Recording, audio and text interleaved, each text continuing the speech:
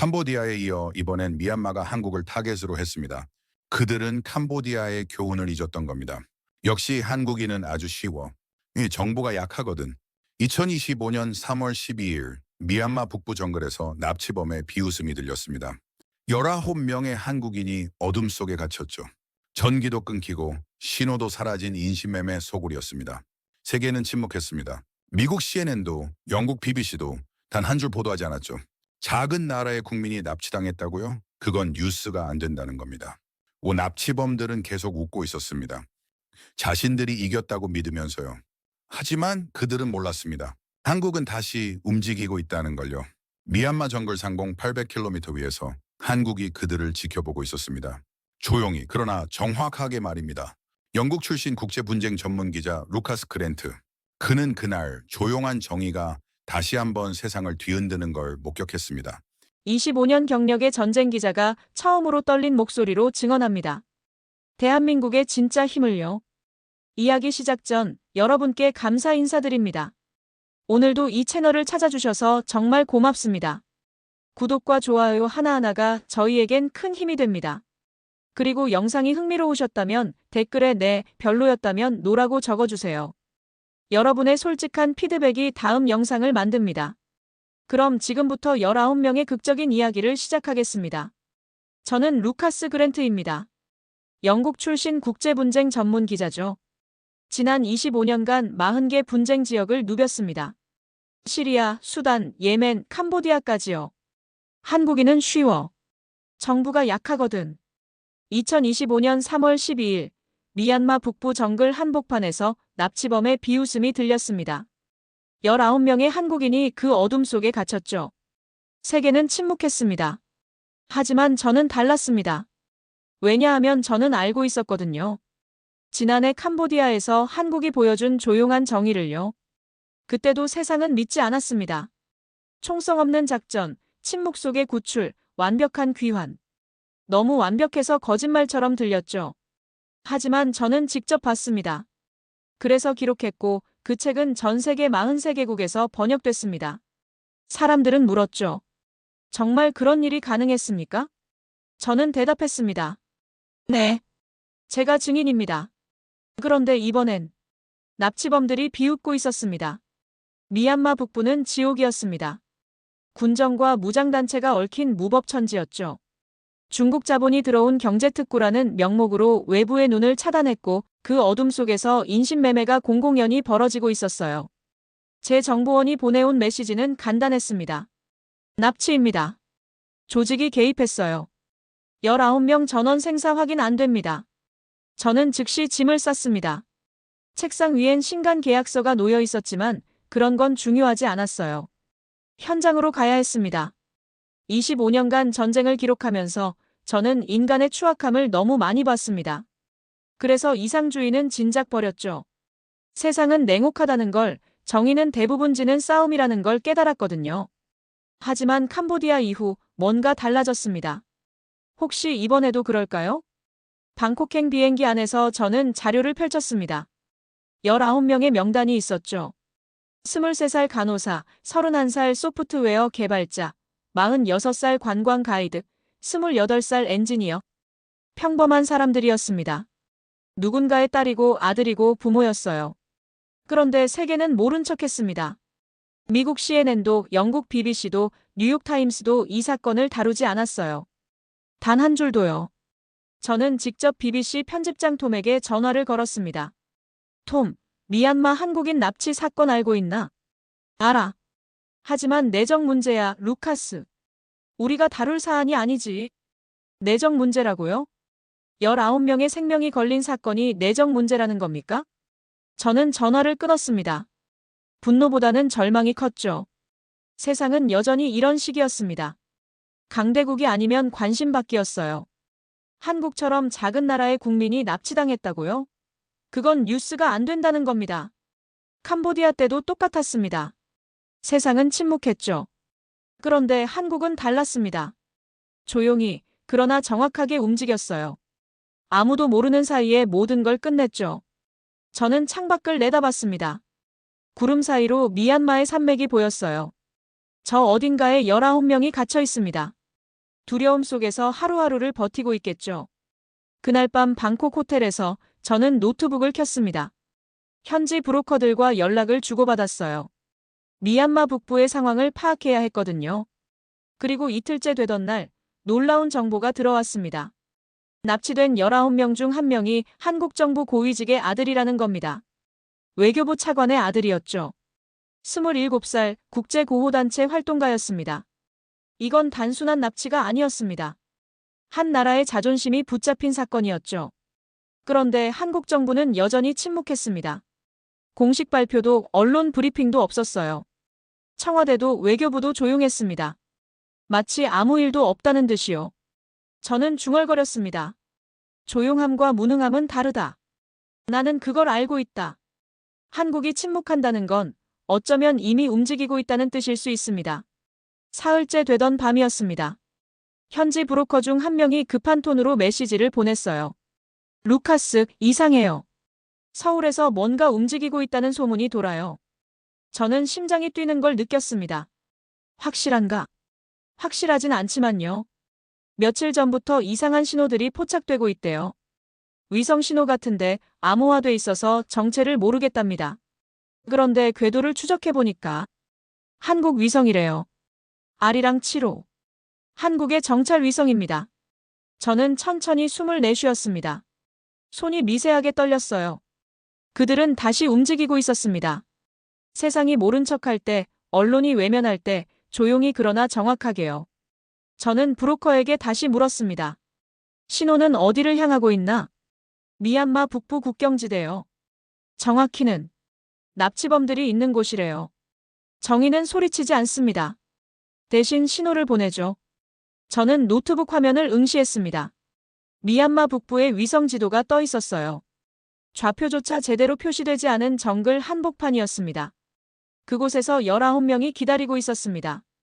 그리고 서울은 이미 그들을 보고 있었습니다. 납치범들은 비웃었습니다. 한국 정부.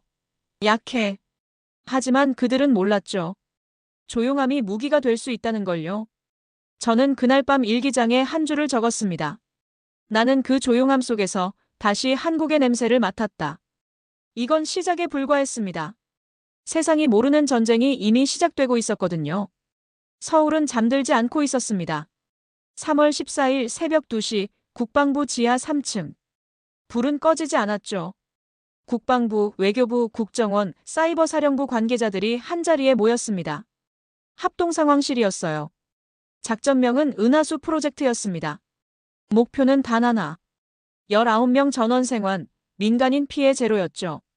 하지만 세상은 아무것도 몰랐습니다. 한국 정부는 여전히 공식 발표를 하지 않았거든요.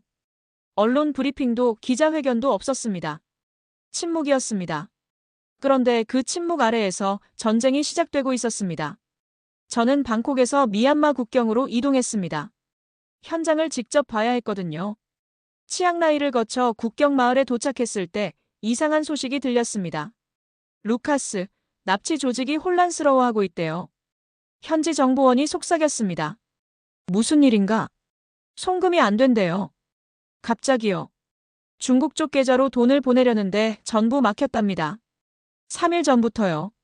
저는 눈을 가늘게 떴습니다. 3일 전이라고? 네. 정확히 3월 12일 밤부터래요. 납치 사건이 발생한 바로 그날 밤이었습니다. 우연이 아니었습니다. 한국 사이버팀이 움직이고 있었던 겁니다. 미얀마 내부 통신망에 침투했죠. 중국계 중계 서버 32곳을 차단했습니다. 현지 조직 자금 70억 원을 동결시켰고 송금 네트워크를 완전히 마비시켰어요. 총도 폭탄도 없었습니다. 대신 정확한 정보, 끊어진 돈줄, 마비된 통신망이 있었죠. 그들의 전쟁은 눈에 보이지 않았습니다. 하지만 모든 걸 멈추게 했어요. 저는 호텔로 돌아와 노트북을 켰습니다. 그리고 이메일함을 확인했죠. 그때였습니다. 발신이 넘는 메시지 하나가 들어와 있었어요. 제목은 간단했습니다. 다시 보시겠습니까? 저는 심장이 두근거리는 걸 느꼈습니다. 메일을 열었죠. 본문엔 한 줄만 적혀 있었습니다. 코리안 모델 미얀마 버전. 그리고 암호화된 영상 파일이 첨부돼 있었어요. 저는 파일을 다운로드했습니다. 압축을 풀고 재생 버튼을 눌렀죠. 화면에 위성 영상이 떠올랐습니다. 미얀마 북부 정글 상공에서 촬영한 열화상 영상이었어요. 작은 점들이 움직이고 있었습니다. 19개의 빨간 점이 한 곳에 모여 있었고 23개의 노란 점이 주변을 감싸고 있었죠. 인질 19명, 무장 세력 23명이었습니다. 그런데 놀라운 건 따로 있었습니다. 영상 하단에 시간이 표시돼 있었어요. 실시간 영상이었습니다. 바로 지금 이 순간에도 한국은 그들을 보고 있었던 겁니다. 저는 화면을 응시했습니다. 손이 떨렸어요. 한국은 이미 들어와 있었다. 저는 중얼거렸습니다. 그들의 키보드 하나가 미얀마의 어둠을 지워나가고 있었습니다. 사이버 공간에서 벌어지는 전쟁이었죠. 조직의 통신은 끊겼고 자금줄은 차단됐으며 외부와의 연결은 모두 마비됐습니다.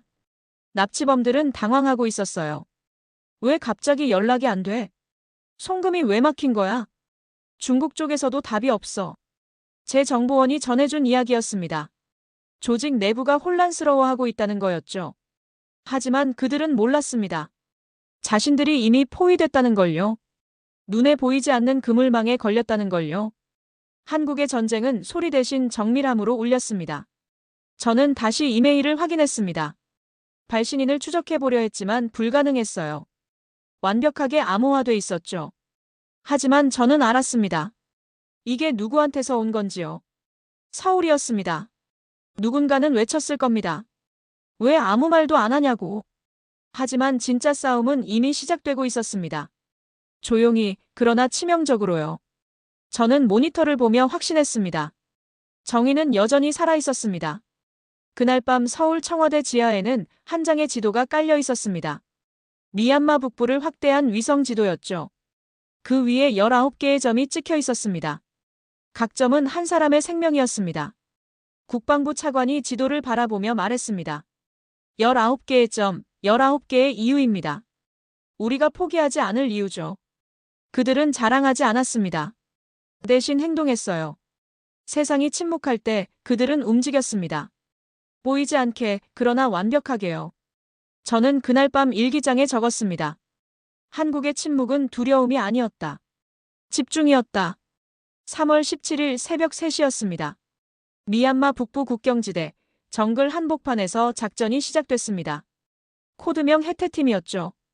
저는 그 순간 서울에 있었습니다. 놀랍게도 한국 정부가 저를 초청했거든요. 합동상황실 취재 허가를 받았습니다. 캄보디아 이후 처음 있는 일이었죠. 국방부 관계자의 안내를 받아 지하 3층으로 내려갔습니다. 두꺼운 철문을 지나자 상황실이 나타났어요. 그곳엔 수십 개의 모니터가 켜져 있었습니다. 각 화면마다 미얀마 정글의 실시간 영상이 떠 있었죠. 위성에서 찍은 열화상, 드론 카메라, 지상 센서 데이터까지 모든 게 동기화돼 있었습니다. 저는 숨을 죽이고 화면을 바라봤습니다. 작은 점들이 움직이고 있었어요. 해태팀이었습니다.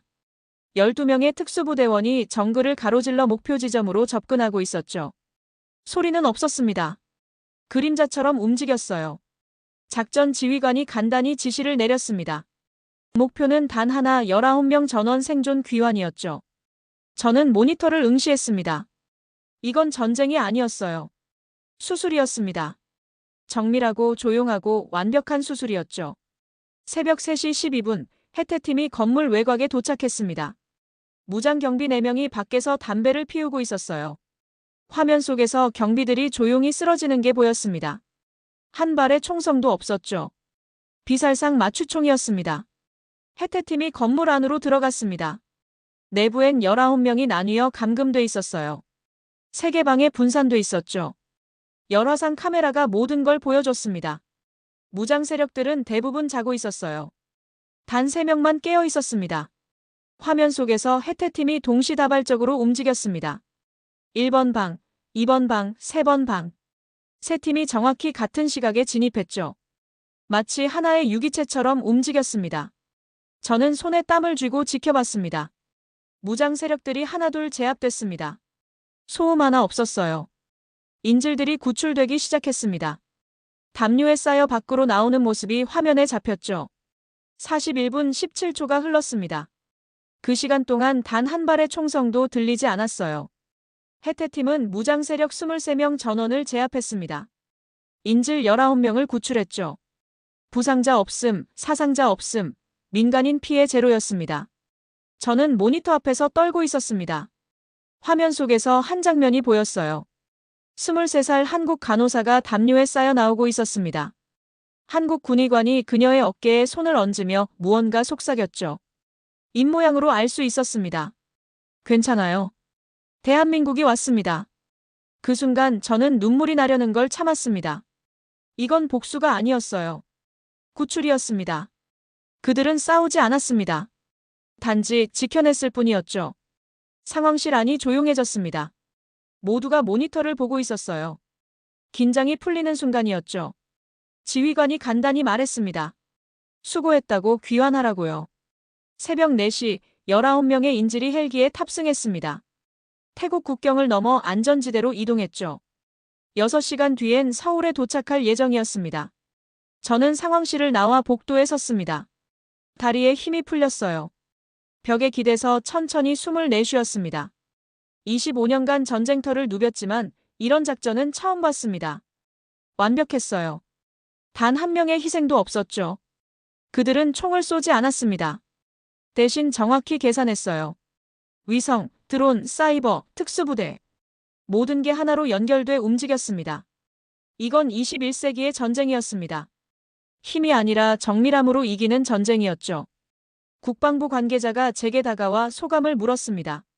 저는 대답했습니다. 오늘 인간이 만든 완벽함을 봤다고 정의는 여전히 가능하다고요. 그는 조용히 말했습니다. 승리를 말하지 않는다고 단지 생존을 기록할 뿐이라고요. 저는 그 말을 가슴에 새겼습니다. 그날 새벽 총은 침묵했고 정의는 걸었습니다. 해태팀의 움직임은 그림자 같았죠. 단 한 발의 총성도 없었습니다. 한국은 복수하지 않았습니다. 대신 바로잡았어요. 저는 그날 일기장에 적었습니다. 정의는 여전히 조용했다. 그러나 그 침묵은 세상을 울렸다. 작전은 성공했습니다. 19명 전원이 살아 돌아왔죠. 3월 18일 오전 10시 서울공항에 특별기가 착륙했습니다.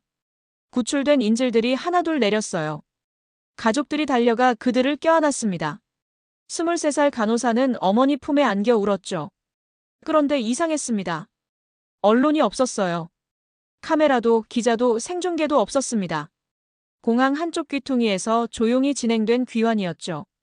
한국 정부는 공식 발표를 하지 않았습니다. 저는 그 장면을 멀리서 지켜봤습니다. 이해할 수 없었어요. 이건 세계가 알아야 할 진실이었습니다. 그런데 한국은 또 조용했죠. 왜 말하지 않는 겁니까? 세계 언론도 침묵했습니다. 미국 CNN도 영국 BBC도 뉴욕타임스도 이 사건을 보도하지 않았어요. 미얀마 정부는 아예 사건 자체를 부인했습니다. 중국 언론은 한 줄도 다루지 않았죠. 마치 아무 일도 없었던 것처럼요. 저는 호텔로 돌아와 책상 앞에 앉았습니다. 노트북을 켰어요. 손이 떨렸습니다. 분노 때문이 아니었습니다. 사명감 때문이었죠. 세상이 침묵한다면 제가 말해야 했습니다. 저는 키보드를 두드리기 시작했습니다. 제목은 간단했어요. 조용한 전쟁이었습니다. 3월 12일 미얀마 북부에서 19명의 한국인이 납치됐다고 썼습니다. 세계는 침묵했지만 한국은 움직였다고요. 사이버 공격으로 자금줄을 끊었고 위성으로 인질 위치를 파악했으며 특수부대를 투입해 41분 만에 전원을 구출했다고 적었습니다. 단 한 발의 총성도 없었다고요. 저는 모든 걸 썼습니다. 합동 상황실에서 본 것, 위성 영상, 작전 과정, 구출 장면까지요. 증거도 첨부했습니다. 제가 받은 암호화 영상 파일의 일부를 공개했죠. 마지막 문장을 적었습니다. 한국은 총을 쏘지 않았다. 대신 세계를 바꿨다. 저는 발행 버튼을 눌렀습니다. 12시간이 지났습니다. 제 기사가 전 세계 1위 트렌드에 올랐어요. 조회수가 폭발했습니다. 1천만, 3천만, 5천만. 멈추지 않고 올라갔죠. 댓글이 쏟아졌습니다. 이게 가능한 일인가? 믿을 수 없다. 한국이 정말 이런 작전을 했다고? 하지만 주요 언론은 여전히 회의적이었습니다. CNN은 보도했습니다. 출처를 확인할 수 없다고요. BBC는 말했습니다. 믿기 어려운 이야기라고요. 뉴욕타임스는 한 줄 더 붙였습니다. 한국은 그럴 능력이 없다고요. 저는 냉소적으로 웃었습니다. 그들은 늘 그랬습니다. 하지만 이번엔 다를 거라고 생각했어요. 왜냐하면 증거가 있었거든요. 영상이 있었고 증언이 있었으며 구출된 19명이 살아있었습니다. 진실은 이미 여기 있었습니다. 세상이 보지 못할 뿐이었죠. 그날 밤 제 전화가 울렸습니다. BBC 편집장 톰이었어요. 루카스, 자네 정말 확신하나? 이 기사 말일세. 저는 대답했습니다. 톰, 나는 직접 봤네. 서울 합동상황실에서 말일세. 실시간으로 지켜봤다고. 하지만 한국 정부는 아무 말도 안 하지 않나. 그게 바로 한국이야. 자랑하지 않는 거지. 전화를 끊었습니다. 저는 창밖을 내다봤습니다.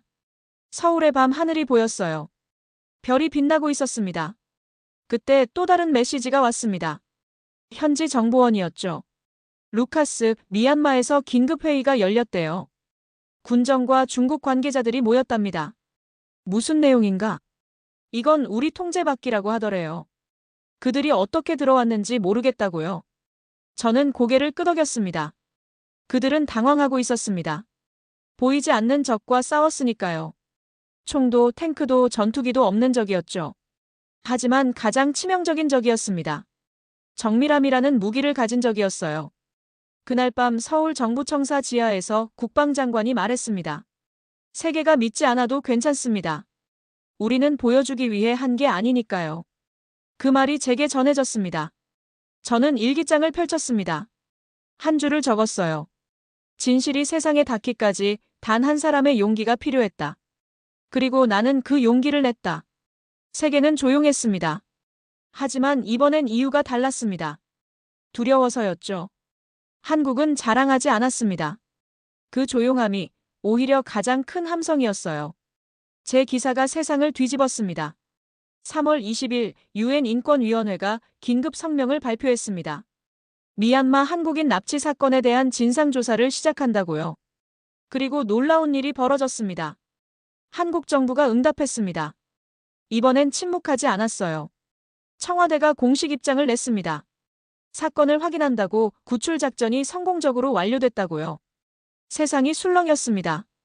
캄보디아 때와 달랐습니다. 그땐 한국이 끝까지 조용했죠. 하지만 이번엔 달랐어요. 진실을 직접 공개한 겁니다. 3월 25일, 저는 스위스 제네바로 날아갔습니다. 유엔 인권위원회 특별회의가 열렸거든요. 한국 정부 관계자가 초청됐습니다. 회의장은 가득 찼습니다. 193개국 대표들이 모였어요. 세계 주요 언론도 전부 왔죠. CNN, BBC, 로이터, 프랑스 24 모두 카메라를 설치했습니다. 저는 기자석 맨 앞에 앉았습니다. 오후 2시 한국 국방부 차관이 단상에 올랐습니다. 47살 여성이었죠. 침착한 표정이었습니다. 그는 천천히 말하기 시작했습니다. 우리는 특별한 일을 한 게 아닙니다. 단지 사람을 포기하지 않았을 뿐입니다. 회의장이 조용해졌습니다. 차관이 계속 말했습니다. 3월 12일 납치 사건이 발생했고 한국 정부는 즉시 대응했다고요. 사이버 작전으로 범죄 조직의 자금줄을 차단했으며 위성으로 인질 위치를 파악했고 특수부대를 투입해 41분 만에 전원을 구출했다고 설명했습니다. 증거 영상이 상영됐습니다. 대형 스크린에 위성 영상이 떴어요. 미얀마 정글, 열화상 카메라, 작전 진행 과정이 보였습니다. 19명이 구출되는 장면도 나왔죠. 저는 눈물이 났습니다. 회의장 안 누구도 말하지 않았습니다. 모두가 화면을 보고 있었어요. 프랑스 대표는 입을 벌린 채 멍하니 있었고 독일 대표는 메모를 하고 있었으며 미국 대표는 고개를 끄덕이고 있었습니다. 중국 대표만 표정이 굳어 있었죠. 영상이 끝났습니다. 차관이 마지막으로 말했습니다. 정의는 힘으로 완성되지 않습니다. 정밀함으로 완성됩니다. 박수가 터져나왔습니다. 처음엔 몇 명이었어요. 하지만 곧 전체로 퍼졌습니다. 193개국 대표들이 일어나 박수를 쳤죠. 저는 그 순간을 잊을 수 없습니다. 그날 제네바의 공기가 달라졌습니다. 모든 나라가 그 이름을 속삭였어요. 코리아라고요.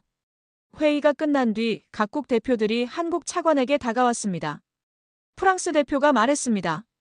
우린 이 방식을 배우고 싶습니다. 코리안 모델을요. 독일 대표가 덧붙였습니다. 전쟁의 개념이 바뀌었습니다. 21세기 정의의 모습을 봤습니다.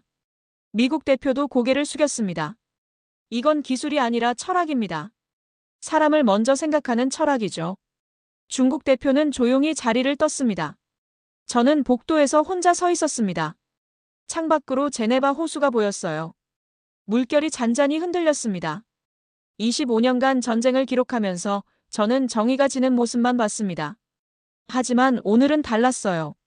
정의가 이겼습니다. 조용히, 그러나 완벽하게요. 그날 밤 놀라운 소식이 들려왔습니다. 미얀마 내 인신매매 조직 32곳이 자진 해산했다는 겁니다. 조직원들이 스스로 무기를 내려놓고 자수했어요. 현지 정보원이 전해준 이야기였습니다. 한 조직원이 말했다고 하더군요. 우린 그들을 이길 수 없어요. 싸우지 않고 이기는 그 나라를요. 저는 호텔방에서 그 소식을 들었습니다.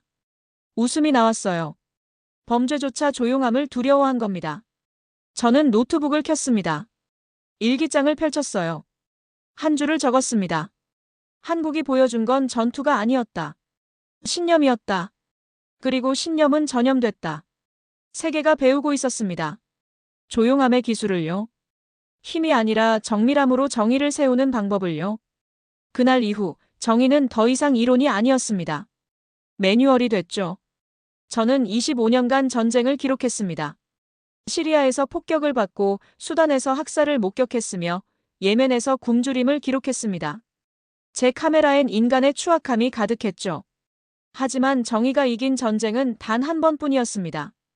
캄보디아였고 미얀마였습니다. 그리고 그 두 번 모두 한국이었어요. 4월 10일 유엔이 특별선언문을 발표했습니다. 인도적 구출작전 표준 가이드라인이었죠. 공식 명칭은 코리안 모델이었습니다. 세 가지 원칙이 명시됐습니다. 첫째, 조용하게. 둘째, 정확하게. 셋째, 사람을 최우선으로. 저는 뉴욕 유엔 본부에서 그 발표를 지켜봤습니다. 사무총장이 직접 발표했어요. 193개 회원국이 찬성했습니다. 반대는 단 한 곳, 중국이었죠. 하지만 중요하지 않았습니다. 세계는 이미 움직이고 있었거든요. 프랑스가 특수부대 훈련 프로그램을 한국 방식으로 바꿨습니다. 독일이 사이버 작전 매뉴얼을 도입했죠. 영국이 정밀 구출 훈련소를 신설했습니다. 일본, 호주, 캐나다, 이탈리아, 스페인. 40개국이 한국의 교육을 요청했어요. 세계가 배우고 있었습니다. 조용함의 기술을요. 그날 이후 놀라운 통계가 나왔습니다. 전 세계 인신매매 감소율 47%였습니다. 구출된 피해자 수는 1만 명이 넘었어요. 국제형사경찰기구가 발표했습니다. 범죄보다 정의가 더 빠른 시대가 도래했다. 저는 그 말을 듣고 울었습니다. 25년간 기다렸던 말이었거든요. 정의가 질 거라고 믿었던 제게 세상이 대답해준 겁니다. 아니라고, 정의는 이긴다고요. 5월, 저는 다시 미얀마로 갔습니다. 3월에 인질들이 갇혀있던 그곳이었죠. 하지만 이젠 달랐습니다. 건물은 텅 비어 있었어요. 철문은 녹슬었고 창문은 깨져 있었습니다. 현지 주민이 말했습니다.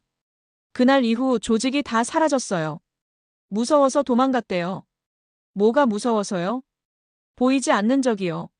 싸우지도 않고 이기는 그 나라가 무서웠대요. 저는 빈 건물을 바라봤습니다. 여기서 19명이 갇혀 있었습니다. 절망 속에서 하루하루를 버텼죠. 하지만 한국은 포기하지 않았습니다. 조용히, 그러나 정확하게 움직였어요. 저는 그날 깨달았습니다. 한국이 보여준 건 기술이 아니라는 걸요. 철학이었습니다. 사람을 포기하지 않겠다는 철학이었죠. 6월, 저는 서울에 초청받았습니다. 국방부 주최 국제 세미나였어요. 40개국 군사 전문가들이 모였습니다. 코리안 모델을 배우기 위해서였죠. 저는 기조연설을 맡았습니다. 단상에 섰습니다. 마이크를 잡았어요. 40개국 대표들이 저를 바라봤습니다. 저는 말했습니다. 한국은 복수하지 않았습니다. 대신 세상을 바로잡았습니다. 박수가 터졌습니다. 저는 계속했습니다. 그들은 목소리를 높이지 않았습니다. 대신 진실을 정확히 겨눴습니다. 또 박수가 나왔습니다. 저는 마지막으로 말했습니다. 정의는 시끄럽지 않습니다. 하지만 들을 줄 아는 자에겐 그 침묵이 천둥처럼 울립니다. 회장 전체가 일어나 박수를 쳤습니다. 저는 그 순간 제 인생이 완성되는 느낌을 받았어요. 25년간 전쟁을 기록한 이유를 찾았습니다. 정의를 증언하기 위해서였죠. 세미나가 끝난 뒤 한국 국방장관이 제게 다가왔습니다. 루카스 기자님, 감사합니다. 진실을 전해주셔서요. 저는 고개를 숙였습니다. 아닙니다. 제가 감사드려야죠. 정의가 가능하다는 걸 보여주셔서요. 그는 미소 지었습니다. 우린 특별하지 않습니다. 단지 사람을 포기하지 않았을 뿐이죠. 저는 그 말을 가슴에 새겼습니다. 그날 밤 호텔방에서 저는 일기장을 펼쳤습니다. 한 줄을 적었어요. 그들은 전쟁을 끝내지 않았다. 방식을 바꿨다. 총보다 빠른 건 신념이었습니다. 폭력보다 강한 건 정밀함이었어요. 복수보다 아름다운 건 구출이었습니다. 한국은 세계를 가르쳤습니다. 정의는 조용해야 한다는 걸요. 그리고 저는 그 증인이 됐습니다. 10년이 흘렀습니다. 2035년 가을, 저는 다시 태국 치앙마이로 향했습니다. 예전의 전쟁터가 아니었어요. 회복의 현장이었죠. 구출됐던 19명이 만든 센터가 있었습니다. 이름은 희망의 집이었어요. 인신매매 피해자들을 돕는 곳이었죠. 저는 그곳 앞에 섰습니다. 흰색 건물이었어요. 정원엔 꽃이 피어 있었고 아이들 웃음소리가 들렸습니다. 문을 열고 들어갔습니다. 로비에서 한 여성이 저를 맞았습니다. 33살이 된 그 간호사였어요. 10년 전 담요에 쌓여 구출됐던 그 사람이었죠. 루카스 기자님 오셨군요. 그는 환하게 웃었습니다. 저는 그 웃음을 보고 눈물이 날 뻔했어요. 10년 전 그의 눈엔 두려움이 가득했었습니다. 하지만 지금은 달랐죠. 희망이 빛나고 있었어요. 여기서 뭘 하고 계신가요? 피해자들을 돕고 있습니다. 재활훈련, 심리상담, 직업교육까지요. 저처럼 구출된 사람들이 다시 살아갈 수 있게요. 그는 저를 센터 안으로 안내했습니다. 20명 정도의 여성들이 있었어요. 다들 뭔가를 배우고 있었습니다. 컴퓨터를 다루는 사람, 요리를 하는 사람, 재봉틀을 돌리는 사람. 각자의 방식으로 새 삶을 준비하고 있었죠. 저는 그 모습을 지켜봤습니다. 저는 그날 이후 매일 사람을 구합니다. 간호사가 말했습니다. 절망 속에 있던 나 자신처럼요. 한국이 저를 포기하지 않았듯이 저도 그들을 포기하지 않습니다. 저는 고개를 끄덕였습니다. 그날의 침묵이 오늘의 웃음이 되었습니다. 41분의 작전이 10년의 희망으로 이어졌죠. 저는 센터 곳곳을 둘러봤습니다. 벽에 사진들이 걸려 있었어요. 구출된 사람들, 재활 과정, 졸업식 장면들. 각각의 사진마다 이야기가 있었습니다. 한 사진 앞에서 멈췄습니다. 2025년 3월 18일 서울공항. 19명이 가족과 껴안고 있는 사진이었어요. 저도 그날 그곳에 있었죠. 이 사진을 볼 때마다 생각합니다. 간호사가 옆에서 말했습니다. 정의는 순간이 아니라 과정이라고요. 구출은 시작이었고 회복이 진짜 승리라고요. 저는 그 말에 동의했습니다. 저녁이 됐습니다. 센터 사람들이 모여 식사를 했어요. 저도 함께 앉았습니다. 20명의 여성들이 각자의 이야기를 나눴죠. 한 여성이 말했습니다. 저는 베트남에서 구출됐어요. 한국 방식으로요. 조용히, 정확하게요. 다른 여성이 덧붙였습니다. 저는 필리핀에서요. 역시 같은 방식이었죠. 또 다른 여성이 말했습니다. 저는 캄보디아에서요. 10년도 더 됐네요. 저는 깨달았습니다. 코리안 모델이 세계로 퍼졌다는 걸요. 이제 그건 한국만의 것이 아니었습니다. 인류의 약속이 됐죠. 조용한 정의는 국기를 초월했습니다. 인간의 언어가 됐어요. 밤이 깊었습니다. 저는 센터 정원에 홀로 앉았습니다. 별이 빛나고 있었어요. 간호사가 나와 제 옆에 앉았습니다.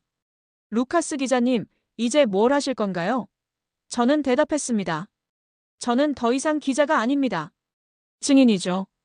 정의가 가능하다는 걸 본 증인입니다. 그럼 이제는요? 나도 구하고 싶습니다. 기사 대신 삶을 쓰는 방식으로요. 그는 미소 지었습니다. 환영합니다. 우리 팀에요. 저는 그날 결심했습니다. 펜을 내려놓기로요. 대신 사람을 돕기로 했습니다. 25년간 전쟁을 기록했습니다. 이제 평화를 만들 차례였죠. 저는 일기장에 마지막 문장을 적었습니다. 정의는 승리보다 오래 남는다. 구출보다 중요한 것은 다시 살아가는 일이다. 2045년 봄, 런던 교회의 작은 집이었습니다. 저는 67살이 됐습니다. 머리는 하얗게 샜고 주름이 깊어졌죠. 하지만 눈빛만은 여전히 살아있었습니다. 책상 앞에 앉았습니다. 노트북 대신 만년필을 들었어요. 종이 위에 글씨를 쓰기 시작했습니다. 제목은 간단했습니다. 마지막 기록이었죠. 책상 위엔 작은 메달이 놓여 있었습니다. 인류공헌상이었어요. 한국 정부가 10년 전에 준 것이었죠. 나는 운이 좋았다. 저는 글을 시작했습니다. 정의가 다시 살아나는 순간을 보았으니까. 창밖으로 정원이 보였습니다. 장미가 피어 있었어요. 아내가 가꾼 것이었죠. 저는 10년 전 태국에서 만난 그 간호사와 결혼했습니다. 우린 함께 희망의 집을 운영했어요. 15년간 3,000명을 도왔습니다. 그들은 모두 새 삶을 시작했죠. 저는 글을 이어갔습니다. 유엔은 2030년에 인도적 구출 국제 헌장을 선포했습니다. 핵심은 세 가지였죠. 조용하게, 정확하게, 사람을 먼저. 이제 그건 193개국의 표준이 됐습니다. 군사훈련, 경찰교육, 구조대 매뉴얼. 모든 곳에 코리안 모델이 적용됐어요. 전 세계 인신매매는 85% 감소했습니다. 20년 전과 비교하면 거의 사라진 수준이었죠. 범죄는 여전히 존재했습니다. 하지만 정의가 더 빨랐어요. 저는 펜을 내려놓았습니다. 창밖을 바라봤어요. 세상이 달라졌습니다. 조용한 혁명이었죠. 총성 없는 변화였습니다. 다음 주에 저는 제네바로 갑니다. 세계 인권 포럼에 초청받았거든요. 마지막 연설을 하기로 했습니다. 평생 기록한 것을 마무리할 시간이었죠. 일주일 뒤 제네바 유엔 본부 대회의장이었습니다. 3,000명이 모였습니다. 각국 정상, 인권활동가, 군사 전문가, 구출 피해자들. 모두가 한자리에 모였어요. 저는 무대에 올랐습니다. 조명이 켜졌죠. 3,000명이 저를 바라봤습니다. 마이크를 잡았습니다. 천천히 말하기 시작했어요. 45년간 저는 전쟁을 기록했습니다. 그리고 깨달았습니다. 힘은 부수기 위해 존재하지 않는다는 걸요. 회장이 조용해졌습니다. 힘은 지키기 위해 존재합니다. 그리고 그것이 바로 정의입니다. 박수가 터졌습니다. 저는 계속했습니다. 한국이 보여준 건 무기가 아니었습니다. 신념이었죠. 사람을 포기하지 않겠다는 신념이었습니다. 또 박수가 나왔습니다. 저는 마지막 문장을 말했습니다. 정의는 시끄럽지 않습니다. 그것은 눈에 보이지 않게 작동합니다. 하지만 그 침묵은 세상을 움직입니다. 3,000명 전원이 일어나 박수를 쳤습니다. 5분간 박수가 이어졌어요. 저는 무대를 내려왔습니다. 눈물이 났습니다. 45년의 여정이 끝나는 순간이었죠. 그날 밤 호텔방으로 돌아왔습니다. 창밖으로 제네바 야경이 보였어요. 불빛이 별처럼 반짝였습니다. 저는 마지막 일기를 썼습니다. 나는 봤다. 인간이 가장 인간다웠던 순간을. 그리고 믿는다. 그 빛은 다시 또 다른 어둠을 밝힐 것이다. 펜을 내려놓았습니다. 그리고 창밖을 바라봤어요. 제네바의 하늘에서 서울의 하늘로, 치앙마이의 하늘로, 런던의 하늘로. 빛이 이어지고 있었습니다. 조용한 정의는 끝나지 않았습니다. 계속 이어질 겁니다. 세대를 넘어, 국경을 넘어, 시간을 넘어서요. 저는 미소 지었습니다. 정의는 여전히 조용했습니다. 그러나 그 침묵은 영원히 울릴 겁니다.